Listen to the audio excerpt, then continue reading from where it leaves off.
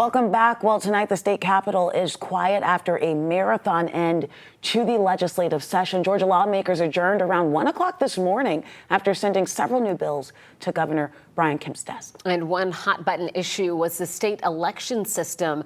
Last night, the State House approved a bill that would require hand-marked paper ballots, but the Senate let the bill die. Doug Richards has more on what happened.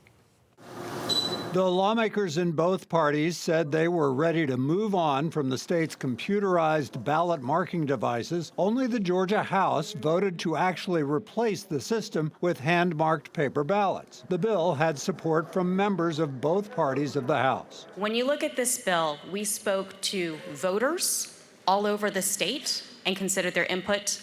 We took the input from the counties that actually have to implement our elections, and we spoke to the election professionals who know about this stuff. All in favor of the passage of the bill will vote yes. Though the State House passed the bill easily Friday night, members of the state Senate never took up the bill. Some of them had proposed a new election system with paper ballots, but also with more recount. With adjournment, both bills died in this election year. We knew there were problems with technology and having time to update everything that it takes to run an election, so we felt like we had a very good bill. Instead, the state is poised to use the computerized Dominion voting system once again, with QR codes that a previous legislative session tried to outlaw. Doug Richards, 11 Alive News. Georgia lawmakers worked late into the night to tackle property taxes, and while some measures failed, one key bill to cut local property taxes made it through.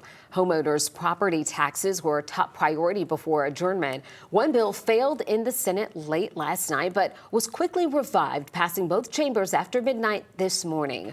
Local officials warned the measure could strain school and city budgets, while lawmakers said that it balances taxpayer relief with funding needs. Governor Kemp will now decide whether or not to sign it.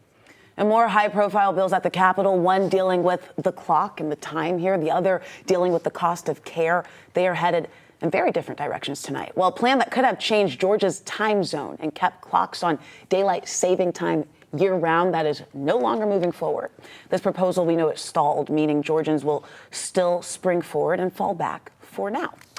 Now, there's another bill focused on ambulance costs. That gained a lot of traction. Lawmakers have approved a measure that would cap what insured patients pay and require insurance companies to cover more of those costs, aimed at reducing surprise bills during those emergency situations. That bill now heads to the governor's desk, where he can either sign it into law, veto it, or do nothing, and it would become law without his signature.